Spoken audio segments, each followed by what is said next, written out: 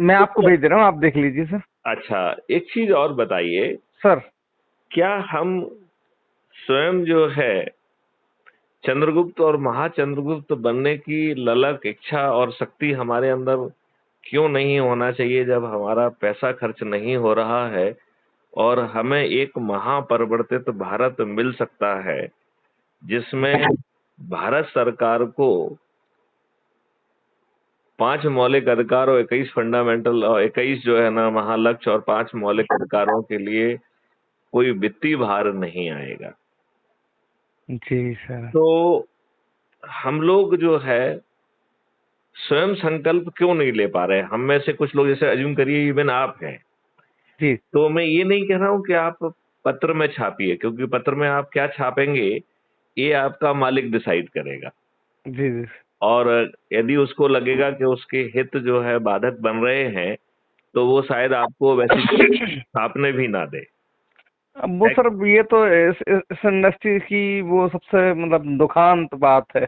नहीं नहीं नहीं, हम ये कह रहे हैं कि हम उसको नजरअंदाजी कर देना, उस क्षमता को। जी पेपर में क्या छप रहा है ये महत्वपूर्ण, हमारे परिवार के लोगों को, हमारे रिश्तेदारों को, हमारे मित्रों, हमारे पड़ोसियों और जिन संगठनों से हम जुड़े हुए हैं, जी। उनको हमारी बात का ज्यादा महत्व है या पेपर में छपा है उसका ज्यादा महत्व है? नहीं, जो हमारे लोग हैं सर वो तो हमारी बात सुनेंगे। पहली बात। दूसरी बात है कि देखिए, कितने लोग कितने परिश्रम करने के बाद जो राजनीति में हैं, उनके 11th आवर पे टिकट कट जाते हैं करोड़ों रुपए देने के बावजूद भी। बिल्कुल सर। ऐसे सभी लोग, सभी राजनीतिक पार्टियों के, ऐसे सभी लोग एनजीओज के, ऐसे सभी युवा वर्ग के लोग जो चाहते हैं कि उन्हें प्रतिनिधित्व का जो है ना अवसर मिले, और इस मॉडल के तहत मात्र थोड़ा सा अतिरिक्त प्रयास करके वो मेरिट लिस्ट में आकर चंद्रगुप्त और महाचंद्रगुप्त बन सकते हैं, तो इसे, इस प्रण को लेने में क्या दिक्कत है? हम तो कह रहे हैं कि अज्यूम करिए, जो कल जिसे टिकट मिलने वाला है, राइट, चाहे वो जी भाजपा से, चाहे कांग्रेस से, सपा से, बसपा से, आप से, जहां से भी हो, ठीक है ना, जी सर। यदि वो इसके साथ में, यदि वो क्राइम फ्री भारत मिशन से भी जुड़ जाता है जी और लोगों को जोड़ता है, और इसके लिए वो अपने लोगों के बीच जाकर संगोष्ठियां लेता है, वो स्कूल कॉलेज में जाता है, वो धार्मिक संस्थानों में पहुंचता है, कथावाचकों के पास जाता है, एनजीओज के पास जाता है, वो मजदूरों के में भी जाता है, और जी उनको जोड़कर यदि वो मेरिट लिस्ट में आ जाता है 4543 की, तो उसे एमपी बनने से क्या कोई रोक पाएगा? जी सर। क्योंकि यहाँ तो मेरिट लिस्ट बनना है, जो 543 लोग सबसे अधिक लोगों को जोड़ेंगे उन्हें चंद्रगुप्त कहा जाएगा और उन्हें अपने आप टिकट मिल जाएगा। जी और ऐसे ही जो है, यदि आप 82 में आ गए तो आपका केंद्रीय मंत्री बनना तय है, और जो केंद्रीय मंत्री बन रहा है उसका बौद्धिक स्तर क्या है ये बहुत मायने नहीं रखता है। तो आपको लग रहा होगा कि साहब उसका बौद्धिक स्तर क्यों मायने नहीं रखता है? क्यों? क्योंकि इसकी मॉडल्स, टेक्नोलॉजी बनी हुई है और उसे रिफाइन करने का तरीका भी बना हुआ है। तो जी। संजय जी, मैं आपको ये समझाना चाहूंगा कि जो मॉडल्स हैं, टेक्नोलॉजी है जो ऑलरेडी बनी हुई है, वो उन लोगों के द्वारा रिफाइन पहले की जाएंगी जिन्हें टास्क फोर्स का हिस्सा बनाया जाएगा, जिन्होंने अपनी जिंदगी लगा दी है। देखिए, एक बात मानते हैं कि नहीं मानते हैं, बहुत सारे हम में से ऐसे लोग हैं जिन्होंने अपनी जिंदगी लगा दी है किसी ना किसी क्षेत्र में काम करने में। जी सर। कोई जो है गाय गौशाला पे काम कर रहा है, गायों पे काम कर रहा है, ऑर्गेनिक खेती पे काम कर रहा है, कोई पानी पे काम कर रहा है, कोई जलवायु पे काम कर रहा है, कोई जो लोगों को एम्प्लॉयमेंट कैसे मिले इस पे काम कर रहा है, तो विभिन्न, कोई इंडस्ट्री पे काम कर रहा है, तो विभिन्न चीजों पर काम करने वाले लोगों की कमी नहीं है। जी सर। यदि इन मोतियों को पहचान कर टास्क फोर्स का हिस्सा बना दिया जाए, और वो सबसे पहले जो मॉडल बने हुए हैं, टेक्नोलॉजी बनी हुई है, उसका परीक्षण करके, उसकी चर्निंग करके अपना मत दें और उसके आधार पर पहला रिफाइनमेंट हो, फिर दूसरा जो संजय इसमें महत्वपूर्ण है कि जो सब्जेक्ट एक्सपर्ट्स हैं 15 दिन तक लाइव टेलीकास्ट हो, जिसे पत्रकार से लेके हर किसी को प्रश्न पूछने का मौका मिलेगा, और वो उससे चर्निंग से जो पॉइंट निकलेंगे उससे दूसरी डिग्री का रिफाइनमेंट होगा। जी। और तीसरा जो है 45 दिन तक पब्लिक एट लार्ज से लाइव डिस्कोर्स होगा, और पब्लिक को जो सुन के उसके जो विचार बने हैं, जो उसके दिमाग में कुछ शंकाएं कुशंकाएं आई हैं, या जो उसके दिमाग में कुछ सलाहें आई हुई हैं, उनको कैप्चर करके तीसरी डिग्री का रिफाइनमेंट होगा। अब बताओ, आपके चंद्रगुप्त या महाचंद्रगुप्त जिन्होंने अपनी पूरी ताकत लगा के मेरिट लिस्ट में आए हैं, यदि उनका बौद्धिक स्तर थोड़ा सा कमजोर भी रहता है तो इस मॉडल को जमीन में उतरने में और परिष्कृत होने में कोई दिक्कत है क्या? जब सर इतनी उसके हिसाब से ऊपर जाएंगे, वो तो बौद्धिक स्तर कमजोर होने तो मतलब मेरे हिसाब से। करेक्ट। तो आपका कहना है वो भी सही है कि जिसमें वो झील होगी वही जो है ना वहां तक पहुंचेगा, तो उसका बौद्धिक स्तर भी ठीक होगा, और ये जो रिफाइनमेंट की प्रक्रिया है इसमें सभी चीजों के जो है ना वो निकल आएंगे। आज आप देखिए, विदेशी ताकतें पार्टी हाईकमांड के ऊपर दबाव बनाकर जो चाहती हैं वो नियम कानून बनवा लेती हैं कि नहीं बनवा लेती हैं। आज के एमपी एमएलए का तो मुंह बंद है पार्टी विप के सामने। अरे अब तो सर अब पूरी सरकार ही तो घूम रही है विदेशों में फंडिंग के लिए, इन्वेस्टमेंट के लिए। तो अब वो जब कोई इन्वेस्टमेंट करने आएगा। फंडिंग और इन्वेस्टमेंट तो अलग चीजें हो गई हैं। नहीं तो सर वो फिर अपनी शर्त भी तो रखेगा कि हमको ये रिलैक्सेशन चाहिए है। अच्छा, आपको ये व्यवस्थाएं देना। हम उल्टा कह रहे हैं। जब हम बड़ी इंडस्ट्री, बड़ी राष्ट्रीय संपदाएं बनाने के लिए इक्विवेलेंट पैसा पैदा कर रहे हैं, जिसको हम भारत विकास निधि कहते हैं, तो हमें राष्ट्रीय संपदा के निर्माण के लिए, इंडस्ट्रीज के निर्माण के लिए, विश्वविद्यालयों के निर्माण के लिए और निर्माण के लिए, हाई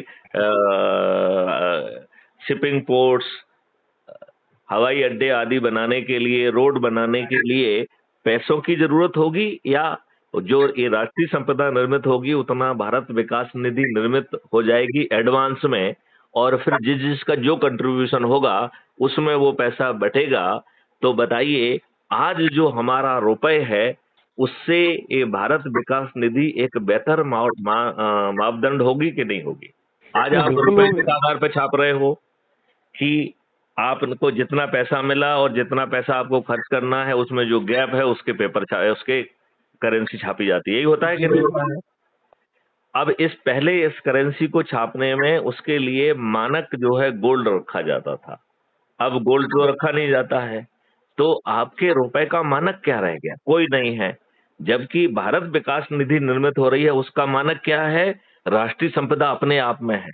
तो भारत विकास निधि एक बहुत सुपीरियर कॉन्सेप्ट हुआ कि नहीं हुआ? जी बिल्कुल। और इसका मतलब है कि हमें राष्ट्रीय संपदाओं के निर्माण करने के लिए, रोजगार का निर्माण करने के लिए, हमें शिक्षा के लिए विश्वविद्यालयों और वैदिक संस्थाओं का निर्माण करने के लिए, हमें शिक्षा का मौलिक अधिकार देने के लिए, हमें भोजन का मौलिक अधिकार देने के लिए, हमें जो है प्रॉस्पेरिटी का मौलिक अधिकार देने के लिए धन की जरूरत नहीं होगी, भारत सरकार के पैसे की जरूरत नहीं होगी, क्योंकि इन सब चीजों के निर्माण में जो राष्ट्रीय संपदा का निर्माण होगा उतनी भारत विकास निधि ऑटो जनरेट होगी। तो भारत विकास निधि 1.1 रुपये के बराबर होगी। तो बताओ, आज जैसे मान लो हमारे प्रधानमंत्री जी कहते हैं कि हम 3 ट्रिलियन इकोनॉमी से 5 ट्रिलियन इकोनॉमी में पहुंचेंगे। मैथिली शरण गुप्त का कहना है कि हम 500 ट्रिलियन इकोनॉमी में पहुंचेंगे। बताइए कितनी आसानी से हम 500 ट्रिलियन इकोनॉमी में पहुंच जाएंगे, और वो भी एक बहुत सॉलिड आधार की भारत विकास निधि का निर्माण करते हुए, जिसका सॉलिड जो है मानक होगा कि हम कितनी राष्ट्रीय संपदा निर्मित कर रहे हैं। जी जी तो बिल्कुल। हमारी इकोनॉमी 3 ट्रिलियन से 5 ट्रिलियन नहीं, बल्कि 500 ट्रिलियन इकोनॉमी पहुंचकर ये विश्व की सबसे बड़ी इकोनॉमी बन जाएगी। जी जी। अब बताइए, कायदे से ये बात हमारे माननीय नरेंद्र मोदी जी को खुद मान लेना चाहिए कि नहीं मान लेना चाहिए? सर मान तो लेना जी सही, लेकिन अब करेक्ट। अब यदि वो नहीं मानते हैं तो उनका मानना हमारे क्षेत्र में बाधा क्यों बनना चाहिए? यदि हम ऐसा भारत देने के लिए अपने लोगों को जोड़ें, और जो हम में से चंद्रगुप्त या महाचंद्रगुप्त बनकर एमपी और केंद्रीय मंत्री बनना चाहता है, ये भी उसके हाथ में है। यदि वो जिन संस्थाओं से जुड़ा हुआ है, धार्मिक संस्थाओं, तो उनका प्रयोग कर सकता है, कथावाचकों का प्रयोग कर सकता है, स्कूल कॉलेज में जा सकता है, विभिन्न प्रोफेशनल संस्थाओं में जा सकता है, पत्रकारों के पास जा सकता है। देखिए, पत्रकार जो है, पत्र में छापे चाहे ना छापे, वो जहां जा रहे हैं, यदि इस मुद्दे पे अपना काम करने के बाद 5 मिनट में ये भी ब्रीफ कर दें कि भाई साहब, आपको एक ऐसा अद्भुत भारत मिल जाएगा जहां की प्रशासनिक व्यवस्था बदल जाएगी, जी यहाँ पर की जो प्रशासनिक व्यवस्था में लोग हैं, उनकी आमदनी दुगनी हो जाएगी, वो गुलामों के कंडक्ट रूल से नहीं बंधे होंगे, वो गुलामों के कंडक्ट रूल से नहीं बंधे होंगे, जी बिल्कुल। उनके कंडक्ट रूल अलग हो जाएंगे। और वो आज के कंडक्ट रूल, उस समय के कंडक्ट रूल अंग्रेजों ने क्या बनाए थे कि हमारा हुक्म मानो, हमारा हुक्म नहीं मानोगे तो निलंबित हो जाओगे, नौकरी चली जाएगी, तुम रियून हो जाओगे, जेल चले जाओगे। यही थे कि नहीं थे? जी अब यदि उल्टा कानून हो कि कंडक्ट रूल कह रहा है कि आपका सुपीरियर कोई यदि आदेश दे रहा है और यदि वो जनहित में नहीं है या उसमें कोई दोष है, तो हर कनिष्ठ अधिकारी का कंडक्ट रूल के तहत जिम्मेवारी है कि उसे रिव्यू के लिए पुटअप करे। ये उसकी कंडक्ट रूल की जिम्मेवारी है, राइट? जी बिल्कुल। तो यदि वो उसे नहीं करता है तो वो उसका सह अपराधी होगा, उसे वही दंड मिलेगा जो उसके सुपीरियर ने गलत निर्णय लिया है, राइट? जी जी अब आप बताइए, यदि उसने रिप्रेजेंट किया और वरिष्ठ अधिकारी जानबूझ के उसकी सही बात को नहीं मानता है, तो कनिष्ठ को अपनी वरिष्ठ की बात मानना पड़ेगी, क्योंकि किसी ना किसी को तो फाइनल निर्णय लेना होगा कि नहीं लेना होगा, बिल्कुल सर। राइट? अब लेकिन ये सब चीज जो है, जहां डिफरेंस ऑफ ओपिनियन रहेगा, वो एक आयोग के पास चला जाएगा, आयोग उसे गुण दोष के आधार पर परीक्षण करेगा, और यदि उसे लगता है कि वरिष्ठ अधिकारी ने ठीक निर्णय नहीं लिया है, जो नीचे से बात कही गई थी तो वो बहुत सॉलिड थी, उसे वरिष्ठ अधिकारी ने जानबूझ के किसी अल्टीरियर रीजन से नजरअंदाज किया है, और फिर वो वरिष्ठ अधिकारी को यदि आयोग के सामने खड़ा होकर अपना पॉइंट डिफेंड करना पड़ता है, और यदि वो डिफेंड नहीं कर पाता है, तो उसे जो है दंड का भागीदार भी होगा, उसकी एसीआर भी खराब होगी, और उसको हो सकता है हर्जाना भी देना पड़े। तो बताइए, पूरा शक्ति जो है वो अलाइनमेंट में आ जाएगी कि नहीं आ जाएगी? बिल्कुल आई जाएगी सर। आज आप बताइए, जो शासकीय सेवा में लोग हैं, वो कितने लोगों की चमचागिरी करते हैं? हम तो कह रहे हैं कि कितने पुलिस अधिकारी पत्रकारों की चमचागिरी करते हैं, कितने लोग राजनेताओं की चमचागिरी करते हैं कि नहीं करते हैं? बिल्कुल सर। वो हर व्यक्ति की चमचागिरी करते हैं जो उनका स्थानांतरण करा सकता है या कराने से रोक सकता है या उनका हित साध सकता है। ये बात सही है कि नहीं है? बिल्कुल सर, सब अपना लाभ हानि उसके। अब यदि इसका उल्टा हो कि जो आप काम करेंगे उस काम का रेम्युनरेशन सरकार के खजाने की बजाय जिस व्यक्ति का काम हो रहा है उसके पास से पैसा आए, और वो जो है, चूंकि उसे टैक्स नहीं देना पड़ रहा है, तो जो उसका काम हो रहा है उसका वो टैक्स ही मान लिया जाए, ठीक है ना? जी तो भारत सरकार के खजाने पे जो है ना, अपने शासकीय कर्मचारी को भी देने के पैसे की जरूरत नहीं पड़ेगी, जी जी और शासकीय कर्मचारी को उसका दुगना मिलेगा। उसका भी प्रावधान किया गया है, वो कभी हम आपको विस्तार में समझाएंगे। बिल्कुल सर। और उसका जो, जब उसको पैसा मिल रहा है उसके पहले उसका जो है काम का आकलन होगा, उसका वेशभूषा क्या है, उसका आचरण क्या रहा, व्यवहार क्या रही, संवेदनशीलता क्या रही, इसके आधार पर जब भुगतान होगा तो उस वर्क कंपोनेंट का परफॉर्मेंस असेसमेंट उसी समय हो गया कि नहीं हो गया? बिल्कुल सर। और यदि जितने भी उसने साल भर में काम किए वो सब वर्क कंपोनेंट का असेसमेंट जोड़ के क्यूमुलेटिव यदि परफॉर्मेंस इंडेक्स बन जाए और वह उस व्यक्ति की अधिकार जो है एसीआर कहलाएगी, तो आप बताओ, अब किसी भी शासकीय अधिकारी को किसी की भी चम्मच मारने की जरूरत है क्या? किसी वरिष्ठ अधिकारी की चम्मच मारने की जरूरत है उसे क्या? हाँ, जब सिस्टम में ही उनका एक दूसरे को वो नहीं रहेगा तो फिर वो तो अपने आप नहीं एक मानेंगे। किसी राजनेता की चम्मच मारना है, किसी पत्रकार की, किसी की भी चम्मच मारने की जरूरत है, वो अपने काम पे फोकस करेगा। हाँ करेगा कि नहीं करेगा? बिल्कुल सर। उसी के आधार पर उसको पदोन्नति और प्रतिस्थापनाएं और वो ट्रेनिंग से लेके हर चीज मिलेगी। तो अभी जो वो 10% एनर्जी नहीं लगा रहा है और हर जगह भ्रष्टाचार के रास्ते खोजता है, ये सब चीजें बदल जाएंगी कि नहीं बदल जाएंगी? बस सर जरूरत ही नहीं पड़ेगी सर उसको दूसरे से। तो ऐसी बदली हुई प्रशासनिक व्यवस्था आपको चाहिए कि नहीं चाहिए? बिल्कुल सर, कौन नहीं चाहेगा सर। यदि आपको ऐसा व्यवस्था मिल जाए क्राइम की कि आपको थाने में अपनी एफआईआर दर्ज कराने ना जाना पड़े, और यदि आप थाने में जाएं तो जिस समय आप घुसे और हर चीज की रिकॉर्डिंग हो रही है और आपकी एफआईआर की भी रिकॉर्डिंग, सीसीटीवी तो लगे ही हुए हैं, माइक्रोफोन और लगा दिया जाए और ये नियम बना दिया जाए कि जो भी आपकी एफआईआर होगी उसमें जो वीडियो रिकॉर्डिंग और ऑडियो रिकॉर्डिंग भी उसका हिस्सा माना जाएगा। आप बताइए कि कोई एफआईआर रिफ्यूज कर पाएगा? बिल्कुल नहीं कर पाएगा। और बटन दबाने पे एक ट्रेंड वॉलंटियर आपके घर पहुंच जाएगा तो उसे थाने तक जाने की भी मुसीबत नहीं करना है। बिल्कुल। और उसको जो है यदि कोई गलत एफआईआर करेगा, कोई गलत गवाही देगा, कोई गलत विवेचना करेगा या गलत वकालत करेगा, तो वो जघन्य अपराध बन जाएगा, ऐसे व्यक्तियों को जेल में सड़ना पड़ेगा। तो आज जो चारों तरफ दुष्टता हो रही है, झूठे अपराध कायम कराए जा रहे हैं, झूठे बयान काटे जा रहे हैं, झूठी विवेचनाएं की जा रही हैं, कोर्ट में झूठी जो है ना वकालत करके बहुत सारे इनोसेंट लोगों को जेल में ठूस दिया जा रहा है, इस सबसे मुक्ति मिल जाएगी कि नहीं मिल जाएगी? जी बिल्कुल सर। इसमें कोई दिक्कत है क्या?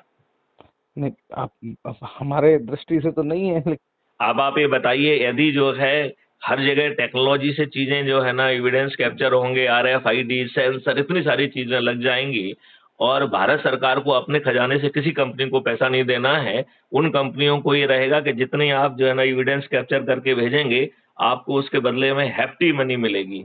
मिनिमम 5,000, 10,000, 1 लाख भी मिल सकती है, डिपेंडिंग अपॉन कि उसकी वैल्यू कितनी है, राइट? जी जी अब बिल्कुल। आप बताओ, आपको कंपनी को कोई भुगतान करना पड़ेगा क्या? नहीं करना पड़ेगा। और जितना पैसा हम बांटेंगे, चाहे वो जो है फरियादी को बांटें, गवाह को बांटें, जज को बांटें, पुलिस को बांटें, डिफेंस लॉयर या प्रोसिक्यूशन को लॉयर को बांटें, और नियम कानून में ये प्रावधान कर दिया जाए कि जो जज महोदय हैं, वो जज महोदय जो है केवल जेल कितने साल को भेजना है, केवल इस बात का निर्णय लेने की क्षमता जज की होगी। वो जो है कितना फाइन लगना है वो कैलकुलेटेड होगा। तो जितना सिस्टम पैसा बांटेगा उससे 2 से मल्टीप्लाई करके जो है वो अपराधी को अर्थदंड होगा, जी और उस अर्थदंड को यदि भुगतान करने की स्थिति में नहीं है तो वो जेल जाएगा, और जेल में उसे श्रम करना होगा। तो श्रम का एक हिस्सा जो उसके भोजन आदि पे खर्च होगा वो आएगा। तो जेल का भी जो है ना खर्चा जो है ना भारत शासन पे नहीं आएगा, और जी। जी जो एडिशनल होगा वो जो है ना उसकी भरपाई उसे करना है। यदि कोई व्यक्ति यदि भरपाई नहीं कर पाएगा तो उसकी वो लाइबिलिटी उसके बच्चों पे ट्रांसफर होगी। अब बताओ, बच्चों का प्रेशर जाएगा कि नहीं जाएगा कि साले बाप तू जो है अपराध क्यों कर रहा है? हाँ, ये अभी तो फैमिली की जिम्मेदारी तय नहीं होती। ना फैमिली की जिम्मेदारी है भाई, आपको एसेट मिलती है तो लाइबिलिटी भी मिलेगी। हाँ अब आप बताइए कि आज आप बरसों वर्ष कोर्ट कचहरी के चक्कर लगाते हो, distributed video based trial system के माध्यम से ट्रायल यदि 30 दिन में हो जाए और एक जज केवल एक केस को सुनेगा, क्यों? क्योंकि जजेस को जो पैसा रेवेन्यू स्ट्रीम का मिल रहा है वो अपराधी से वसूल हो रहा है। तो हम लाखों और करोड़ों जज को ट्रेन करके इम्पेनल कर पाएंगे कि नहीं कर पाएंगे? बिल्कुल आप सर। मुझे बताइए कि हम जो है 30 दिन से भी कम समय में अधिकतम केसेस में न्याय दे पाएंगे कि नहीं दे पाएंगे? बिल्कुल सर। आप ये बताइए, यदि उसमें appeal against the judgment and appeal against the जज का प्रावधान कर देंगे और कॉन्टेम्प्ट ऑफ द कोर्ट जो है ना खत्म हो जाएगा एक्ट, और यदि कोई फरियादी कहता है कि जज महोदय ने जानबूझ के गलत निर्णय दिया है, तो जज महोदय को स्वयं खड़े होकर अपने केस को डिफेंड करना होगा, और यदि वो बिल्कुल। डिफेंड नहीं कर पाते हैं तो डी पैनल हो जाएंगे। इसका मतलब वो जज नहीं रहेंगे और उन्हें लाखों का हर्जाना देना होगा। तो क्या किसी भी जज महोदय की हिम्मत होगी कि वो आपके साथ अन्याय ना करें? होगी हिम्मत क्या? बिल्कुल सर। तो आपको 30 दिन में, अधिकतम 30 दिन में न्याय मिल जाएगा कि नहीं मिल जाएगा? अब मिल भी जाएगा उस सर, और मतलब उसमें कोई त्रुटि ऐसे भी नहीं है। ऐसे 21 महालक्ष्य हैं जिसमें पॉपुलेशन कंट्रोल भी है, केमिकल जो है रासायनिक विष मुक्त भारत भी है, जिसमें पानी भी ऊपर आ रहा है 9 फीट पे, जिसमें पेड़ों की संख्या 3 गुना हो जा रही है, जिसमें गायों की संख्या 10 गुना हो जा रही है। गायों के जो गौशालाएं होंगी वो करोड़ों रुपए की होंगी और उसका व्यवहार किसी के खजाने पे नहीं आएगा, किसी आदमी को नहीं देना होगा। इवन जो हजारों एकड़ों में फैली हुई गौशालाएं, इंडस्ट्रीज, विश्वविद्यालय होंगे, इनके लिए कोई जमीन अधिकृत नहीं होगी। जो जमीन आएगी वो ऑनर्स क्लब की हो जाएगी। तो आपको जितना वो संस्थान पैसा पैदा करेगा उसका प्रोपोर्शनेट ऑनर्स क्लब वालों को मिल जाएगा। तो आप बताइए, कोई अपनी जमीन से बेदखल नहीं होगा, कितनी प्यारी व्यवस्था होगी। बिल्कुल सर। तो ऐसा अद्भुत भारत पैदा करने के लिए संजय शर्मा जी, आप स्वयं चंद्रगुप्त या महाचंद्रगुप्त बनने का प्रण क्यों नहीं ले सकते? ना बन पाए कोई बात नहीं, नहीं बन पाओगे तो भी कम से कम अच्छा भारत तो मिल ही जाएगा ना। नहीं नहीं, बिल्कुल सर। तो क्या आप चंद्रगुप्तों और महाचंद्रगुप्तों को खोजने में मैथिली शरण गुप्त की मदद करेंगे क्या? नहीं नहीं, बिल्कुल सर। मैं तो मतलब अब अभी अच्छा, क्या अब है। मैं आपसे कुछ क्वेश्चन पूछ रहा हूँ, यदि आपने अभी तक नहीं किए हो तो कर लें। पहली बात, जी क्या आपने crime free Bharat YouTube channel को सब्सक्राइब किया है? हाँ, मैंने सर सिस्टम पे करी है। यदि नहीं किया हो तो अभी कर लें, ठीक है जी ना। और संकल्प लें कि उसका एक वीडियो रोज देखेंगे। जो हम बातचीत कर रहे हैं ये भी रिकॉर्ड होके, जैसा आपको मालूम है, ये भी अपलोड होती है। जी और इसका एक लक्ष्य है कि ये आवाज जब लोगों तक पहुंचेगी तो उसका एक अनुकूल असर पड़ेगा। पड़ेगा कि बिल्कुल नहीं पड़ेगा? सही है सर। तो ऐसे ही वीडियो जो आपकी आत्मा को टच करें उसे लोगों को शेयर करें। आप जी अपने न्यूज कवरेज में स्कूल कॉलेज जाते हैं, एक अपनी पर्सनल जो है ना, या क्राइम फ्री भारत की तरफ से एक चिट्ठी भी भेज दें कि हमारे जो है ना डीजी साहब आपके बच्चों को बताना चाहेंगे कि उन्हें जो है ना शिक्षा का मौलिक अधिकार कैसे मिलेगा, उन्हें रोजगार बिल्कुल का मौलिक अधिकार कैसे मिलेगा। एक छोटा बच्चा यदि उसके पास आइडिया है तो बिना खर्चा किए इंडस्ट्री कैसे डेवलप होगी, पैदा होगी और वो राष्ट्रीय संपदा का निर्माण मानी जाएगी, तो किसी को धन खर्च नहीं करना पड़ेगा। जी जी महंगाई लगभग जीरो पे पहुंच जाएगी और सब लोगों के पास पर्याप्त धन होगा। क्या ऐसे अद्भुत भारत को, पत्रकारिता का आप काम करते रहिए, पत्र में छापने की कोई जरूरत नहीं है, यदि आप हमारा इंटरव्यू ले लेंगे तो छाप लेना, लेकिन अदरवाइज जो है, क्या संजय शर्मा व्यक्तिगत स्तर पर ऐसे अच्छे भारत को पैदा करने में अपनी भूमिका निभाना चाहेंगे? बिल्कुल सर। मैं आपसे निभाएंगे। चलिए, अब दूसरा है कि क्या आपने क्राइम फ्री भारत ऐप को डाउनलोड कर लिया है? हाँ सर, मैंने इसमें अपने सिस्टम पे है मेरे। नहीं नहीं, वो तो ऐप डाउनलोड करना पड़ता है, ये कुटुंब अच्छा, ऐप। मोबाइल पे।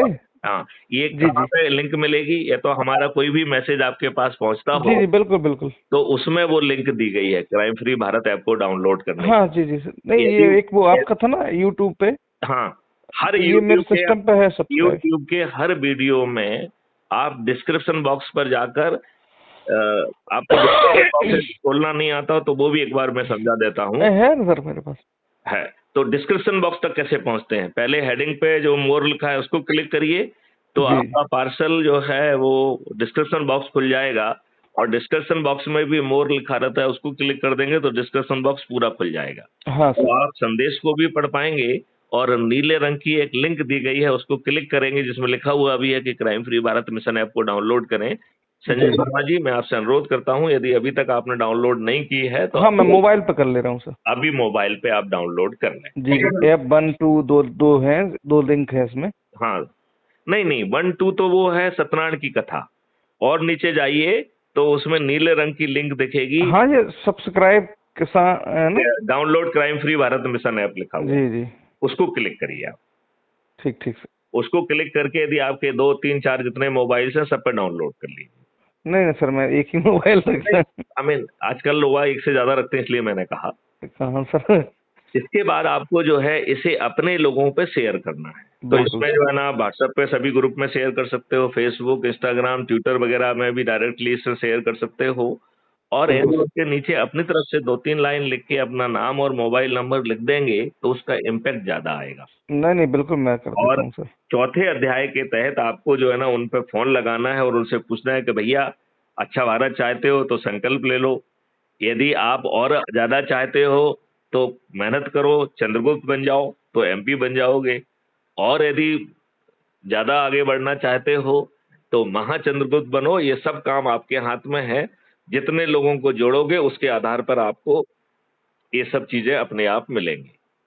तो आप मुझे बताइए कि हम बड़ी आसानी से सांसद भी बन पाएंगे, केंद्रीय मंत्री बन पाएंगे, और यदि हम मेरिट लिस्ट में नहीं आ पाए तो अच्छा भारत तो हमें मिल जाएगा कि नहीं मिल जाएगा? जी बिल्कुल सर, तो मैं इसको कर लेता शर्मा हूँ। जी, अपने सभी पत्रकारों के बीच में बैठो।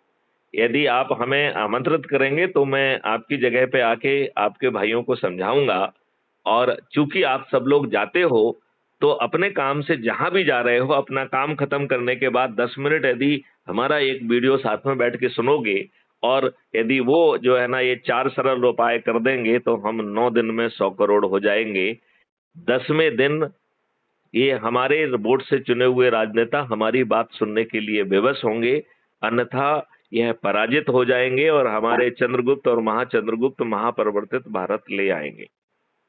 आप बिल्कुल इस सर। आप इस पूरी व्याख्या से किस हद तक सहमत दिख रहे हैं? सर मैं तो पूरी तरह सहमत। तो फिर देरी क्यों है? नहीं नहीं, मैं कर रहा हूँ सर, मोबाइल बात ही हो रही थी ना। चलिए ठीक है। जी जय जी। हिंद, जय भारत, वंदे मातरम, जय गुरुदेव।